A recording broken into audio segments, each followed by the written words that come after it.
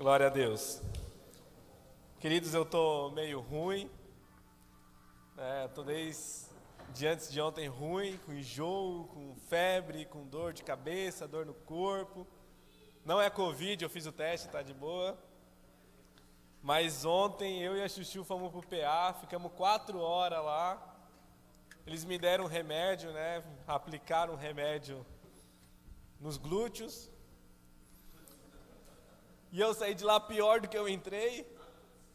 Hoje de manhã a minha voz não estava funcionando, nada, estou com muita dor de garganta.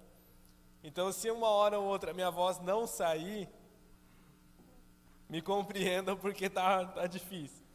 Eu até ia falar para o Helder assim, Helder, deixa uma ministração aí no bolso aí, porque eu estou muito ruim. Só que eu lembrei que semana passada eu já furei com ele, então eu falei assim, não, deixa quieto, Deus vai dar graça e eu vou conseguir. Amém. A ministração de hoje, na verdade eu fiz ela semana passada nos jovens. E eu estava meditando, o que eu vou trazer, o que eu não vou trazer e tal.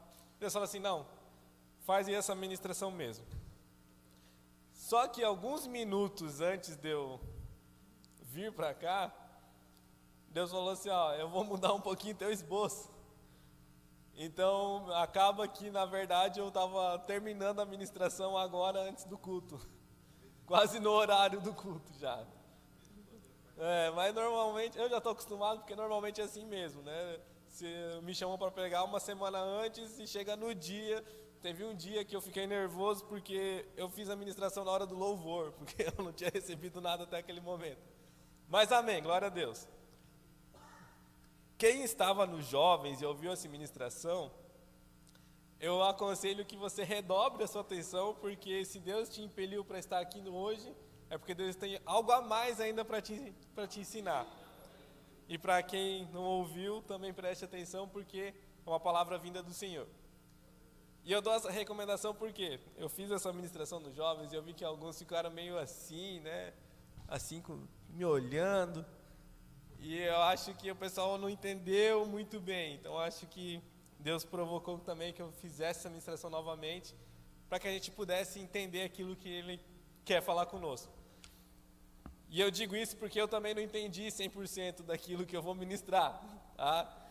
Então assim, eu que estou pregando não entendi direito.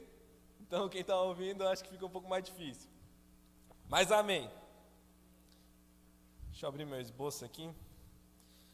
Quero que vocês abram comigo em Provérbios 25:2. Eu também peguei uma Bíblia emprestada aqui, porque as minhas estão muito surradas, então eu acho que eu vou me perder um pouco, porque eu sou acostumado com a minha. Então hoje vocês vão ter que ter um pouquinho de paciência. Eu tenho até que hora mesmo? Para pregar? Até que hora que eu tenho para... Justo. Provérbios 25, versículo 2. A palavra de Deus diz assim: a glória de Deus é ocultar certas coisas, tentar descobri-las é a glória dos reis. Amém. O título da ministração é Provisão do Apocalipse. O título é bem chamativo, que é para chamar a atenção mesmo. Provisão do Apocalipse. O que é Apocalipse? Às vezes a gente ouve essa palavra, isso até num conceito mundano, O Apocalipse é o fim do mundo vai acabar, e é chuva de fogo, é meteoro, e é não sei o que, e é terremoto, é maremoto. Pior do que o pessoal do mundo, às vezes, é os crentes. Lê o livro de Apocalipse, e isso é do ser humano. A gente tende a ser trágicos. A gente tende ao horror, ao trágico. E a gente lê o livro de Apocalipse e pega só os trechos, que fala assim, porque vai ter maremoto, e terremoto, e guerra, e rumor de guerra, e não sei o que, e a besta, e não sei o que mais, e 7 chifres, 5 chifres, e a mulher em cima do bicho, e não sei o que, e a cobra, a serpente, o dragão, e aquela coisa toda. Mas Apocalipse não é isso. E eu vou desmistificar um pouco isso, inclusive sem ler nenhum texto de Apocalipse. Tá? Não vai ser lido nenhum texto de Apocalipse, para você ver como é um livro também complexo, né? A gente vai entender um pouco sem sequer ler ele. Amém? Apocalipse vem do grego apocalipse, que significa revelação. Revelação é a ação de descobrir. Então, o livro Apocalipse é um livro de revelação. A palavra revelação no hebraico, Hansifá, no seu gerúndio, Chassifá, quer dizer desnudo. Então, a revelação é estar desnudo, é desnudar, é descobrir. Então, quando você tem algo revelado, né, deixa eu pegar aqui, por exemplo. O copinho aqui, opa, está meio molhado. O copo aqui está coberto. Está oculto. Quando eu desnudo ele, eu revelo o copo. Uau, o copo. Está revelado o copo. A revelação é isso. Como nós lemos aqui em Provérbios, a glória de Deus é ocultar algumas coisas. A glória dos reis é tentar descobri-las. Revelação é isso, em suma é isso, é muito simples. Está oculto, mágica, copo. Foi revelado, foi desnudado. E essa palavra, né, desnudar, estar nu, é o ápice de intimidade que alguém pode chegar. Nós chegamos nesse ponto no casamento. Só no casamento, tá? Pelo amor de Deus. Aleluia, glória a Deus. Quando nós estamos ali, né? Normalmente logo no primeiro dia depois do casamento, né? Tu quer aproveitar, tu chega lá na lua de mel. E o que tu vai fazer? Vai desnudar-se. E aí você vai ter um momento de intimidade profunda. Eu gosto da comparação que a Bíblia faz com o casamento, porque se você entender um casamento, você começa a entender muitas coisas do reino de Deus. Quando você entra nesse nível de intimidade desnudo com uma pessoa, existe uma série de modificações no nosso organismo, no emocional, no sentimental, na nossa alma, no nosso espírito. E quando nós temos um nível de intimidade desnudo perante o Senhor, quando a palavra dele se desnuda na nossa frente, quando nós nos desnudamos perante a palavra, nós começamos a ter uma série de modificações no nosso entendimento, na nossa alma e no nosso espírito. E eu quero falar um pouco sobre isso hoje. Então, o primeiro tópico é: a revelação é conquistada pela intimidade.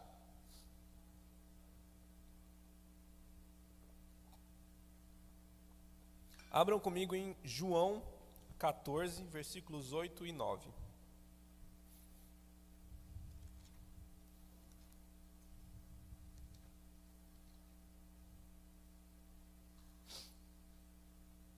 João 14, versículos 8 e 9. Disse Filipe: Senhor, mostra-nos o Pai, e isso nos basta.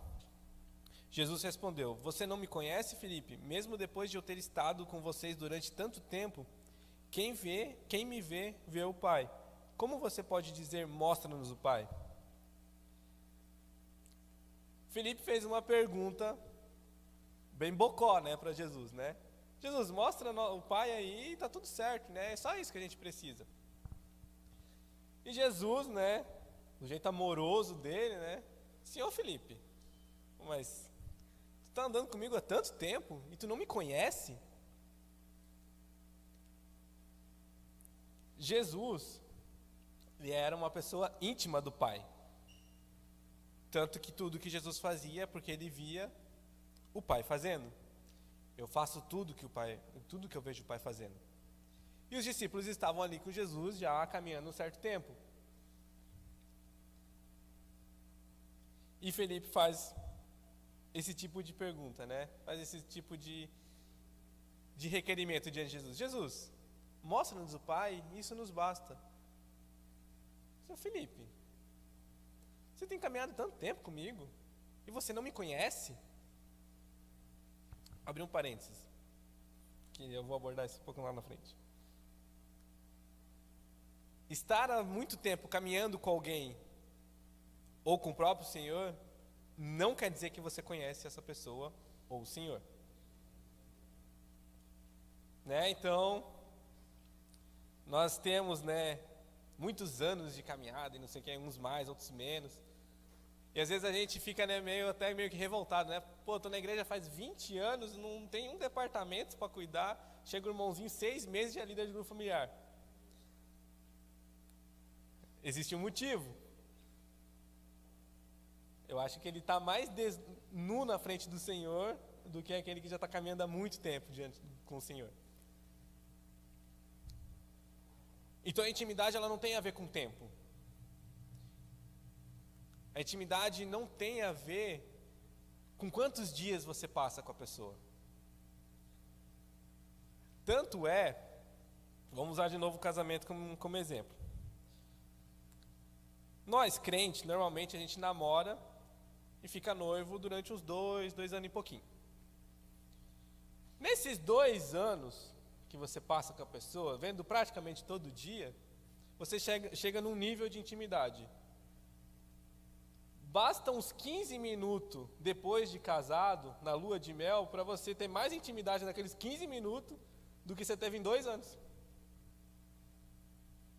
Por isso que eu adoro essa comparação que a Bíblia faz com casamento, né? Então a pessoa está lá, né, tem toda aquela fase do cortejo, aquele negócio e tal. 2 anos, 3 anos. Tem gente que fica mais ainda, né? Daí é a escolha da pessoa, né?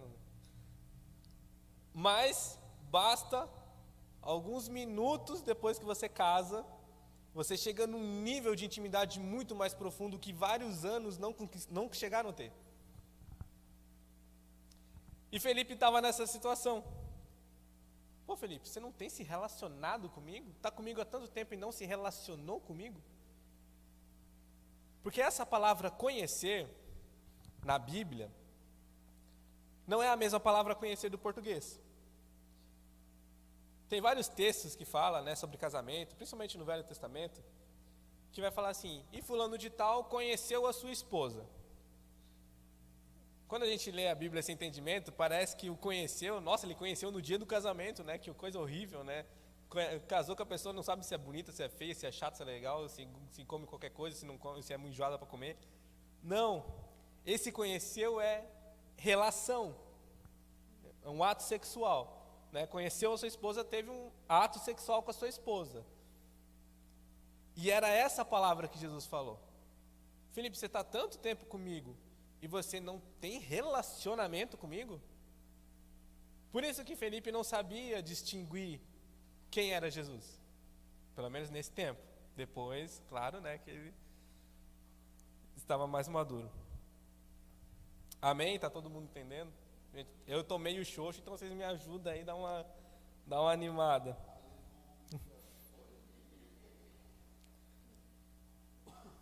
Em João 5,19, versículo 20, diz assim, Jesus lhe deu essa resposta. Eu lhes digo verdadeiramente que o filho não pode fazer nada de si mesmo, só pode fazer o que vê o pai fazer, porque o pai faz o que o filho também faz. Pois o pai ama o filho e lhe mostra tudo o que faz. Sim, para a admiração de vocês, ele lhe mostrará obras maiores do que estas. Então a intimidade está mais atrelada à qualidade do tempo que nós passamos com Deus do que necessariamente o tempo que nós passamos com Ele.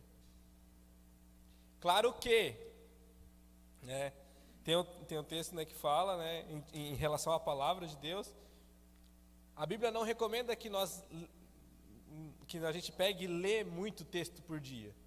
A Bíblia recomenda que nós meditemos na palavra dele de dia e de noite. Isso está atrelado à qualidade. Claro que eu não estou dizendo para você ler um versículo no dia e ficar meditando muito tempo sobre. Porque quanto mais texto se lê, mais material para meditar você tem. Mas o que eu quero dizer é a qualidade que nós fazemos isso. Eu não sei quem já fez isso, eu já fiz e por isso eu não recomendo que se faça, de se desafiar a ler a Bíblia toda num período. Eu fiz isso 2 vezes. Eu já li a Bíblia toda mais de uma vez. Quando eu fiz isso, eu não entendi nada. Eu não entendi nada. E eu desafio quem fez isso entendeu alguma coisa. Porque eu acho que está achando que entendeu, porque não entender mesmo não entendeu. Foi lançado um desafio lá para nós, não sei quem que fez. Tem que ler a Bíblia toda em um ano. Fui lá, li em um ano. Certinho, segui a risca. Eu falei assim, não, vou fazer... Daí no segundo ano eu falei assim, não, vou fazer melhor. Vou ler a Bíblia em 6 meses. Eu li em 3. Ela inteira. Li em 3 meses. Assim... Nada. Nada. Não entendi nada. Mas quando eu entendi esse pequeno versículo que nos recomenda meditar na palavra, ruminar a palavra, aí eu comecei a ter algum entendimento. Tanto que eu sou uma pessoa assim, eu não leio muito. Cada um tem o seu jeito. Mas eu não leio muito. Mas eu medito nela o tempo inteiro, não importa o que eu estou fazendo. Tanto que assim, muita ministração que surge, algumas que eu não ministrei ainda, eu estou no banho, eu estou no mercado, normalmente quando eu estou sozinho, né, estou no carro, né, dirigindo, aí que vem, por quê? Porque eu pego esses momentos, principalmente que eu estou sozinho, que não tem ninguém ali, e eu começo a meditar, eu paro, faço uma oração introspectiva assim, Deus, vamos bater um papo aqui. E aí vem vindo versículo, e vem versículo, e vem versículo, aí vem, faz aquela mistura, e eu sou uma pessoa também que gosta de estudar, então Deus assim traz alguns contextos históricos, algumas coisas, e eu assim, nossa, que coisa louca, né? A Chuchu que sofre, porque daí eu vou compartilhar com ela, aí eu dou um nó na cabeça dela, porque na minha também está meio que um nó ainda, né? Aí eu vou compartilhar com ela e a Chuchu fica de cara, assim, meu Deus, mas a Bíblia diz isso mesmo? Eu falei assim, eu acho que sim, né? Amém? O segundo tópico é: a revelação é dada por Deus.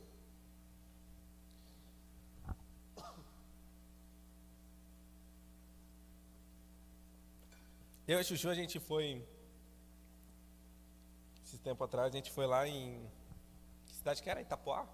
Itapoá. A gente foi convidado lá para ir numa imersão profética. E lá teve uma ministração que mexeu muito com a gente. É uma coisa que a gente já ouviu várias vezes. Mas a gente chegou lá e a gente ouviu de novo e aquilo assim mudou uma chave na nossa cabeça, assim, que parecia que era algo que eu nunca tinha ouvido na minha vida.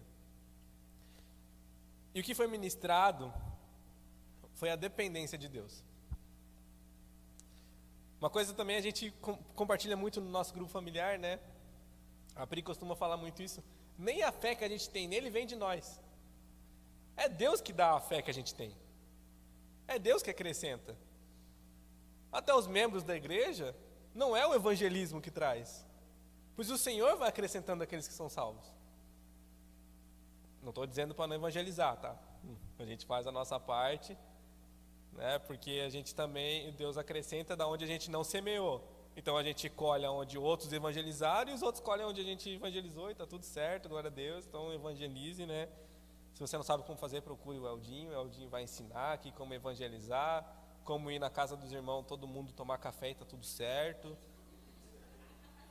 Teve um dia que o Helder estava me incomodando tanto para fazer uma feijoada, eu fiz a feijoada, o Helder falou, estou indo aí. Ele chegou com uma cumbuquinha assim, ó, e encheu a cumbuquinha de feijoada e foi embora. Nem ficou para comer junto. Não, glória a Deus, ele é evangelista, ele faz isso e está tudo certo. Todo mundo gosta, é lindo, maravilhoso. Agora, se o profetinha aqui faz isso, é um herege que não sei o que, não sei o que.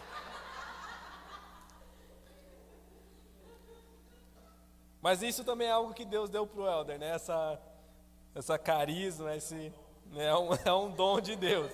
Se convidar para a casa de todo mundo e todo mundo aceitar, e está tudo certo, às vezes não fica nem para comer. Amém, glória a Deus.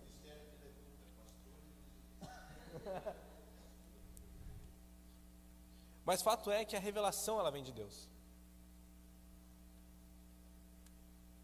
Na verdade, tudo vem de Deus. A nossa vida não é nossa. Quem tem filhos, os filhos não é filho de vocês. A sua vida não é sua.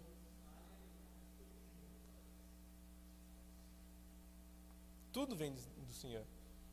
Então a revelação não poderia ser diferente. Ela vem de Deus. Em 1 Coríntios 2, do 9 ao 12, diz assim: mas como está escrito, as coisas que o olho não viu e o ouvido não ouviu e não subiram ao coração do homem, são as que Deus preparou para os que o amam. Mas Deus não-las revelou pelo seu Espírito, porque o Espírito penetra todas as coisas, ainda as profundezas de Deus, porque qual homem sabe as coisas do homem, senão o Espírito do homem que nele está? Assim também ninguém sabe as coisas de Deus, senão o Espírito de Deus. Mas nós não recebemos o Espírito do mundo, mas o Espírito provém de Deus, para que pudéssemos conhecer o que nos é dado gratuitamente por Deus. A palavra, ela é Espírito. E o homem sabe das coisas do homem, porque tem um Espírito do homem que nele habita. Deus só dá para saber as coisas de Deus porque ele tem o Espírito de Deus. E não existe esforço teológico nenhum que vai promover a revelação. O máximo que você vai ter são alguns dados históricos provenientes da Bíblia, porque a Bíblia também é um livro histórico. Mas não vai ser metodologia científica nenhuma que vai te dar revelação. Claro, às vezes, a gente gosta, às vezes, tem umas linhas teológicas legal, outras nem tanto, mas que tu gosta de discutir, e tu entra numa discussão, né? Igual o pastor Silvestre falou, né? Eu acredito que Judas foi salvo.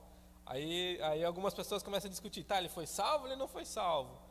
O que a Bíblia diz a respeito? E começa a discutir sobre, né? A igreja vai ser arrebatada antes da tribulação, durante a tribulação, depois da tribulação, né? O que é o corpo glorificado? Os mortos vão ressuscitar, mas só tem osso, vai restituir a carne, o espírito a alma desses corpos vão voltar para o corpo, como é que vai ser, como é que não vai ser?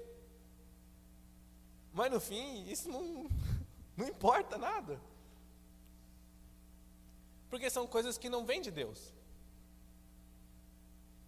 Eu acredito, é um pensamento meu, que tem muita coisa que está na Bíblia, ela é verdade, ela vai mudar a nossa vida, mas algumas coisas é só para a gente ter esses momentos com Deus, porque Deus é um pai amoroso, né? Eu não tenho filhos, né? Mas eu sou filho. Os pais, de vez em quando quer ter algum momento com o filho, não provoca algumas coisinhas que não tem finalidade nenhuma no final das contas, mas é só para ter um momento com o filho? Tem coisas que é assim na Bíblia também. Tem coisas ali, assim, se fulano foi ou não foi salvo, né? Se as parábolas de Jesus aconteceram de verdade ou não aconteceram, cara, não importa muito. O que importa é a gente ter um tempo de qualidade com a palavra. E aí vem a revelação. E a revelação, ela vem, se não somente de Deus. Claro que, se você gosta de estudar, que nem eu gosto de fazer uns estudos e tal, relacionar a Bíblia com... Tem uma Bíblia que eu achei muito legal, eu ainda vou comprar ela, mas uma Bíblia arqueológica. Ela começa a trazer alguns achados arqueológicos e tudo mais, né? Eu gosto de estudar um pouco hebraico, aramaico, grego, estudar um pouco o contexto histórico, a geografia do lugar, mas por isso, não vai trazer nada. Se Deus não der a revelação do que significa de fato essas coisas, não tem importância nenhuma. Eu até vi um vídeo que me chamou muito a atenção, não sei de onde que saiu aquele vídeo, mas era um homem falando que ele não sabia ler. E ele pedia para Deus, orava para Deus, que ele queria entender a Bíblia, mas ele consegue identificar as letras, mas ele não consegue juntar e formar a palavra. E Deus dava a revelação da palavra em sonho para ele. Então ele sonhava com a palavra. E ele começou a entender a palavra através de sonhos. Então Deus dava a revelação, não importa se ele sabia, dava para ver que ele era um cara muito humilde, ele não conseguia nem se expressar direito, ele falava com dificuldade, não sabia ler, não sabia escrever, então cognitivamente ele não tinha capacidade nenhuma de entender a Bíblia. E mesmo assim, ele recebia a revelação do Senhor. E tanto que no finalzinho do vídeo ele pega a Bíblia, ele tem uma Bíblia, mesmo que ele não sabe ler, ele tem. Ele fala assim, ó, a salvação está aqui. Mesmo ele não sabendo ler. Porque não é um efeito cognitivo que vai te fazer revelar isso aqui. É o Espírito Santo de Deus. Porque isso aqui é Espírito. E aquilo me tocou muito, eu falei assim, caraca, o cara não sabe ler. Ele não sabe ler. E ele teve a revelação da palavra de Deus, que mexeu intimamente no interior dele. A ponto dele entender o aspecto mais importante da palavra. Isso aqui é salvação, não é um livro de historinha. Não é um livro de história, não é um livro arqueológico. Isso aqui é a salvação, porque a palavra é Cristo, a palavra é Espírito. Em Salmos 29:9 diz assim: a voz do Senhor faz parir as servas e descobre as brenhas, e no seu templo cada um fala da sua glória. Eu não sei nem como é que eu cheguei nesse texto aqui, porque parece que não faz conexão com o resto da palavra, né? Mas eu fui estudar esse texto, e brenha significa emaranhado. Dependendo da frase, ou é matagal ou é emaranhado, mas em suma é emaranhado. Então o texto está dizendo que o Senhor, ele descobre os emaranhados. Até quando eu ministrei nos jovens eu dei esse exemplo, né? A gente não tem um fone de ouvido que vem junto com o celular? A gente comete, né, o erro leviano de enfiar esse foninho na bolsa ou enfiar no bolso. Aí quando a gente tira, como é que ele tá? Tá um negócio, né? Tu não sabe onde começa, onde termina, qual lado que é o fone, onde que tu pluga no celular, tá um emaranhado. Aí tu vai olhando e tu acha uma ponta. Aí tu começa a puxar essa ponta e vai puxando até o fone ficar tudo bonitinho de novo e tu conseguir usar. E é isso que a palavra de Deus está dizendo. A palavra de Deus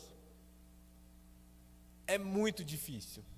Quem acha fácil, de duas uma, ou é louco ou é mentiroso. Ela é muito difícil de entender. Porque ela é loucura. É muito difícil de entender. Só que Deus, na sua infinita misericórdia, Ele pega esse emaranhado de coisas que é a palavra dEle, e Ele começa a desembaraçar. Vai desembaraçando, e aí você consegue ter minimamente notícias do que aquilo significa. É isso que Deus faz, Ele vai desembaraçando a palavra dEle para nós. E o texto termina falando assim, né? E cada um fala da sua glória, no seu templo fala de sua glória. Glória no hebraico é kavod, ou kavod, que significa pesado ou denso. E kavod é sinônimo de kaved, que significa esfarelar. Então, quando a palavra de Deus ela é desemaranhada na nossa frente, ela é desnudada na nossa frente, nós começamos a perceber que a palavra ela é pesada. E a palavra, quando ela tem efeito de verdade, ela nos esfarela. E aí eu entro no terceiro ponto, o Apocalipse nos consome. Então a palavra de Deus começa a nos esfarelar, ela é tão pesada, a glória do Senhor é tão pesada que ela recai sobre nós e nós começamos a ficar esfarelados pela palavra de Deus. Em 1 Coríntios 13, 11 e 12 fala assim: quando eu era menino, falava como menino, sentia como menino, discorria como menino. Mas logo que cheguei a ser homem, acabei com as coisas de menino, porque agora vemos por espelho em enigma, mas então veremos face a face. Agora conheci em parte, mas então conhecerei como também sou conhecido. Então chegará um dia que nós vamos conhecê-lo como somos conhecidos dele. E quando esse dia chegar, nós vamos ser consumidos pela presença do Senhor. Claro que, de pouco em pouco, a gente começa a ser consumido pela palavra de Deus. Quem mentia, não mente mais. Quem roubava, não rouba mais. Antes tem um trabalho para que dele venha o sustento. Quem traía, não vai trair mais. Quem bebia, não bebe mais. Quem fuma, não fuma mais. Isso é o esfarelamento proveniente da palavra de Deus. Os nossos conceitos começam a ser jogados fora. Ah, mas tal coisa é pecado, a pessoa vai para o inferno. Não, peraí. O que a palavra de Deus diz sobre? Ah, não, mas para ir para o céu tem que fazer tal coisa. Não. O que a palavra de Deus diz sobre? Ah, mas para eu ser salvo eu tenho que dar 7 cabeçadas no pé da cruz, como diz o Pio. O que a palavra de Deus diz sobre? E esses conceitos religiosos começam a se esfarelar. E a gente começa a perceber que, na verdade, todas essas coisas são vãs. Mas o que tem efeito é a revelação da palavra de Deus. É isso que é importante. Não é o que eu penso sobre a palavra, é o que a palavra diz que é. Ah, eu vi um texto e eu acho que quer dizer isso. Não existe eu acho na Bíblia. A gente vive hoje num mundo muito, como é que eu posso dizer? Relativizado. Tudo é relativo. E passou da relatividade para um relativismo. Relativismo é o ato de tudo ser relativizado. Aí esse pensamento começa a entrar na igreja. Né? Ah não, esse aqui pode ser homossexual, desde que não pratique o ato, está tudo certo. Não. Não é o que a palavra de Deus diz. A palavra de Deus ela é absoluta, ela não é relativa. Não é o que eu penso sobre a palavra, é o que a palavra diz que eu sou. Não é o que eu penso que pode ser feito, é o que a palavra diz que tem que ser feito. Tem até algumas coisas, as pessoas pedem conselho, né? Ah, tatuagem eu posso fazer? Não tem um texto claro que diz sobre isso. Tem um texto que normalmente se usa, mas que o contexto dele é diferente. Só que, um dia eu vi uma ministração do Pio, e ele matou a pau essa charata, né? Eu não vou fazer o que a Bíblia, né, não diz que eu não devo fazer. Mas se a Bíblia não diz que eu deva fazer, eu já não faço. Pronto, não pecou. A Bíblia não manda fazer tatuagem, então eu não faço. Ah, mas eu tenho vontade. Ok, irai-vos, mas não pequeis. É o que a palavra de Deus diz. Ah, é pecado fumar, eu vou para o inferno se eu fumar? Não está dizendo isso na palavra, mas a palavra não diz que você tem que fumar. Então não fuma, faz mal. Bastante. A palavra não diz que eu não posso ver pornografia. Mas ela não diz que eu deva fazer isso. Então eu não faço. Então a gente começa a balizar a coisa por aí. Mais tarde, com esse comportamento, a palavra vai ser revelada a nós. Não vai sair por aí fazendo tatuagem, tá? Não é isso que eu estou dizendo. Até porque a palavra de Deus dá legalidade para os apóstolos e profetas fazerem a sua doutrina. Então, se é a doutrina da casa, tem igreja que deixa, está tudo certo, amém. Né? Fica com eles lá, né? Amém. Funciona lá, glória a Deus por isso. Mas, se não faz efeito, porque não é revelação da palavra de Deus. Ah, eu posso fazer tal coisa? O que a palavra de Deus diz? Eu e a Chuchu, hoje a gente está nesse negócio, né? As pessoas vêm falando algumas coisas e a gente assim, tá, e o que a palavra de Deus diz? Ah, mas eu penso tal coisa. Não quero saber o que tu pensa. Quero saber o que a palavra de Deus diz. Se a palavra de Deus diz que é isso, é isso. Se ela não diz, não diz e pronto. E deu, não tem meio termo, não tem relatividade. Se a palavra de Deus diz que, se a palavra de Deus, né, acho que foi o pastor que falou isso uma vez, né? Se a palavra de Deus dissesse que Jonas engoliu a baleia, Jonas engoliu a baleia. Na verdade não é nem baleia, né? É um grande peixe. Eu acredito e pronto, é o que a palavra de Deus diz. Se ela diz, é assim. Isso, na verdade, é uma coisa que nós temos que ter prática. Alguém vem e diz alguma coisa para nós, nos dá um conselho ou pede um conselho, o que a palavra de Deus diz? Vou fazer um negócio. O que a palavra de Deus diz sobre meus negócios? Vou escolher uma pessoa para casar. O que a palavra de Deus diz sobre isso? E a gente não pode, de maneira nenhuma, introduzir coisas que não são da palavra de Deus dentro da palavra de Deus, achar um texto ali mais ou menos, tirar do contexto e dizer que é de Deus. Não, é revelação. É revelação da parte de Deus. Amém? Vou ler um texto agora um pouquinho longo. 1 Coríntios 15, 42 a 54.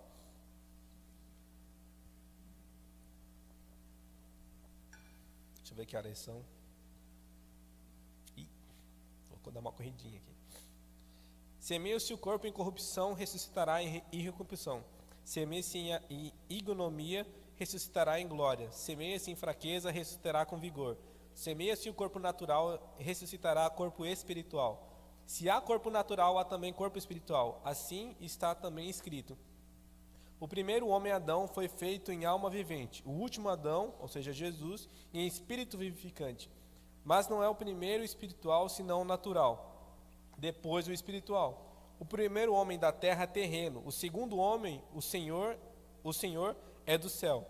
Qual o terreno, tais são também os terrestres, e qual o celestial, tais também os celestiais. E assim como trouxemos a imagem do terreno, assim traremos também a imagem do celestial. E agora digo isso, irmãos, que a carne e o sangue não podem herdar o reino de Deus, nem a corrupção herdar a incorrupção.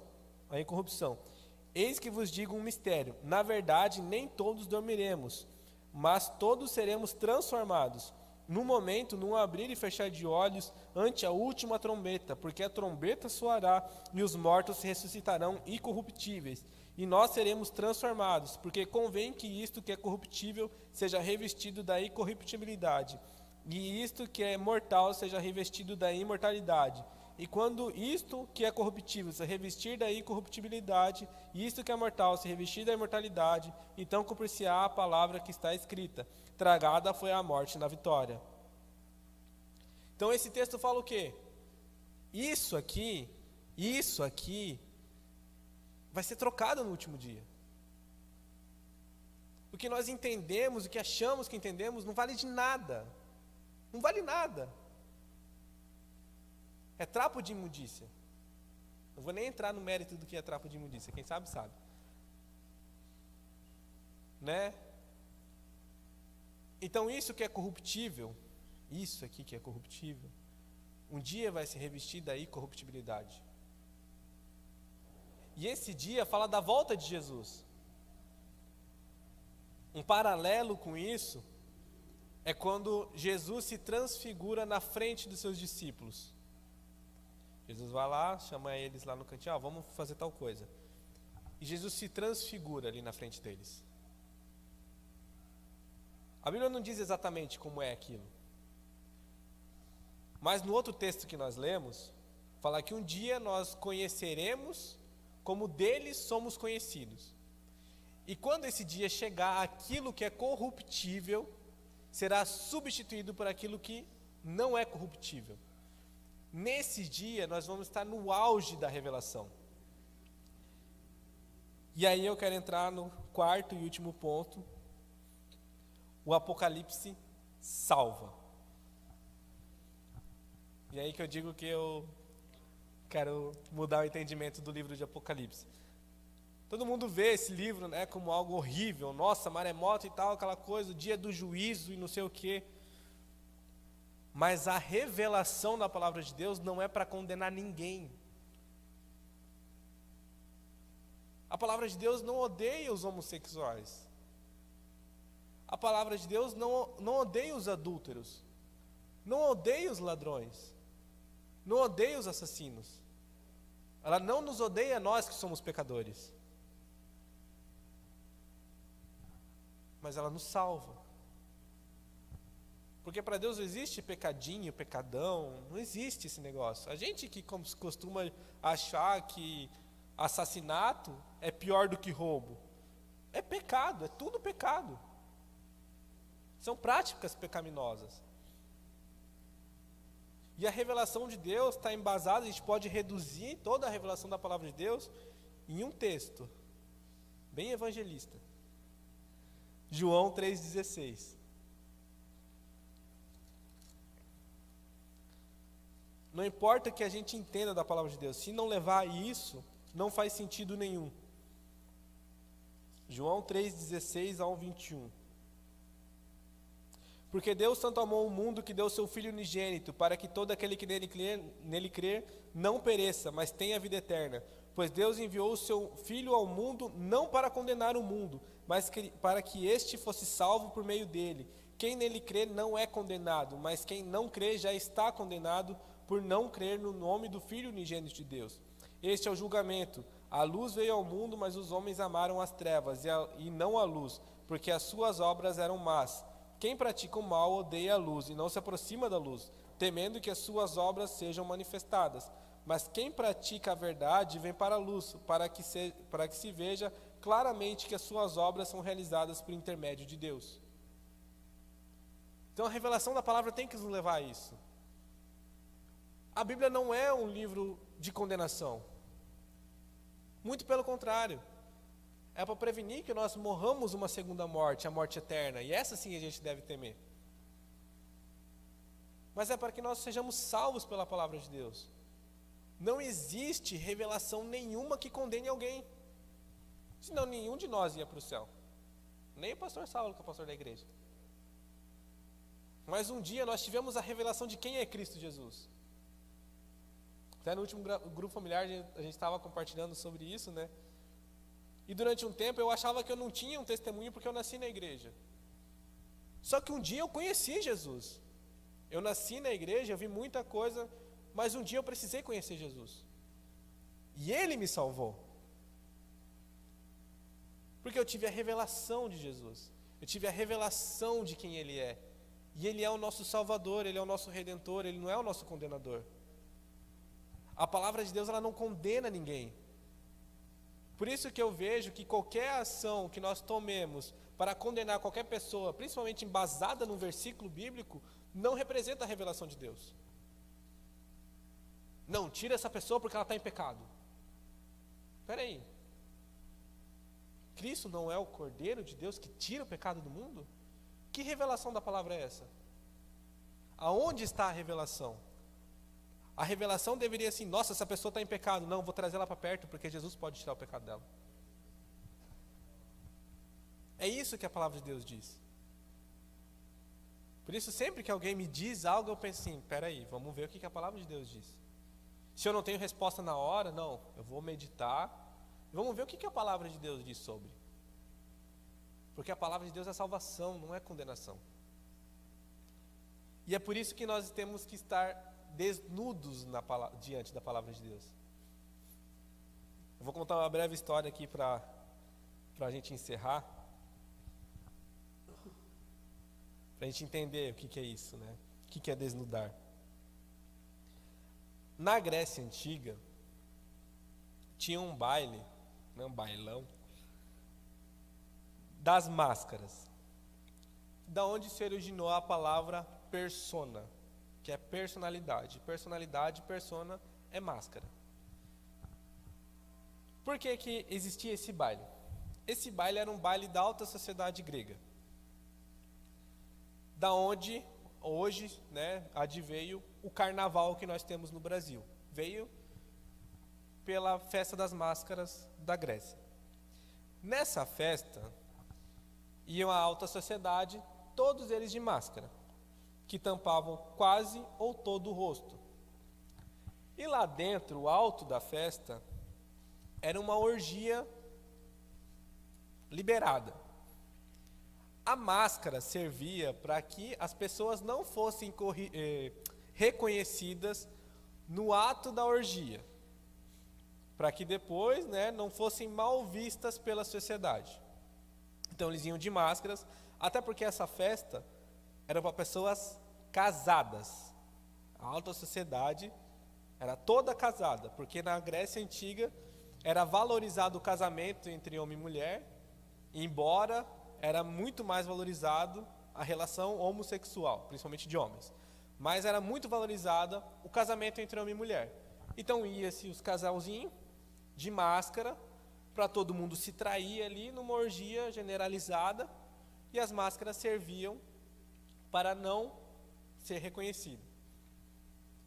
E eu vou fazer um paralelo com isso e eu vou chegar no ponto que eu quero chegar. A máscara era para os gregos a mesma coisa que a roupa era para Adão. Aquela máscara tapava o pecado.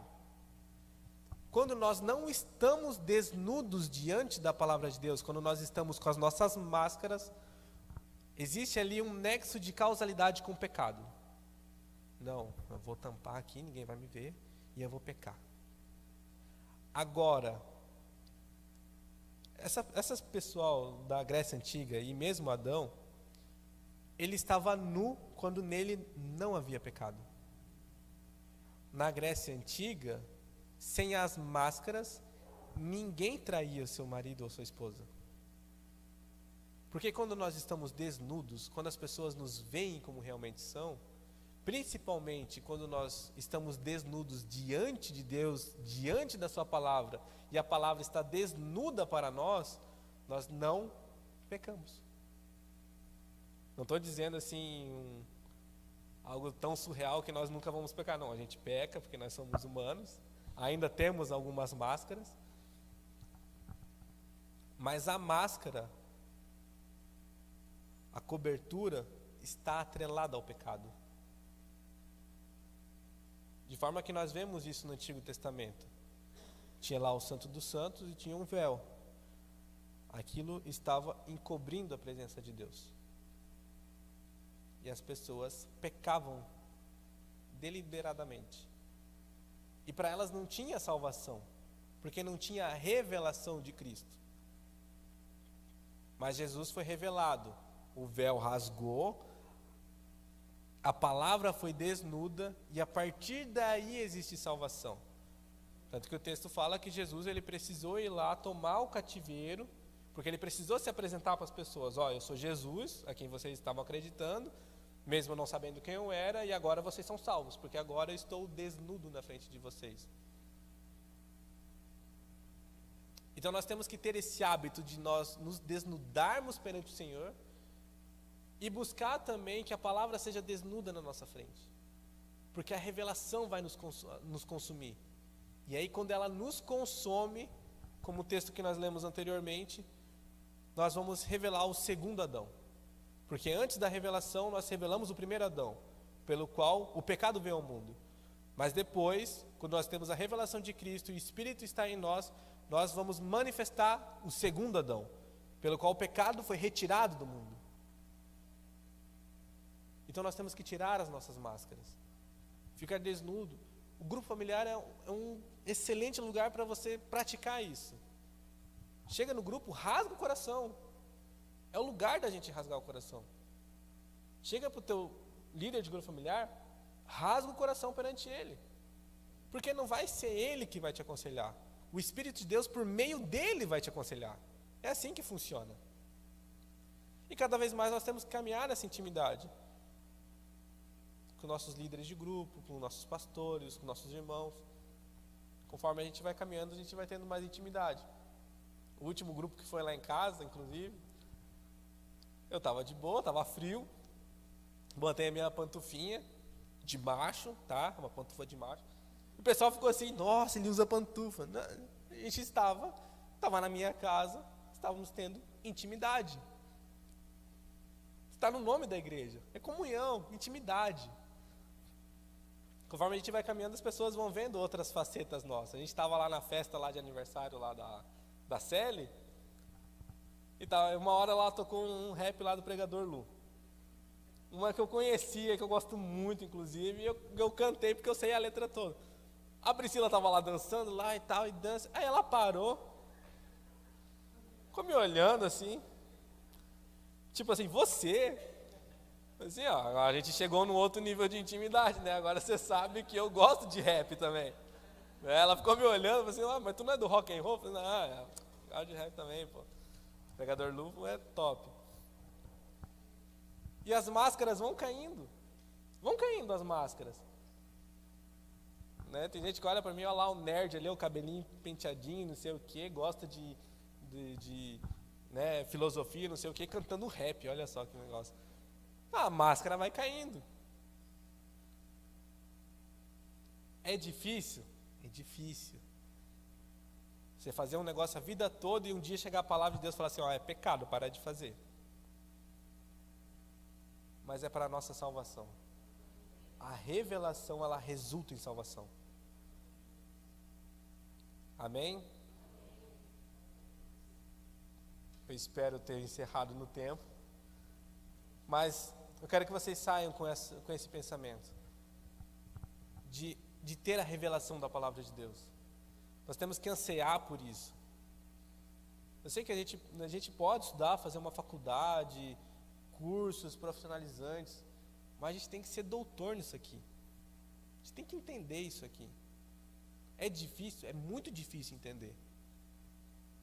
Mas ainda bem que a gente não entende com a mente. O Espírito Santo de Deus, ele nos revela as coisas. É vindo de Deus? É vindo de Deus, mas a gente tem que buscar com diligência a revelação da palavra. Medita nela dia e de noite. E a gente vai ser salvo. E vai salvar outras pessoas. Amém? Você pode aplaudir ao Senhor?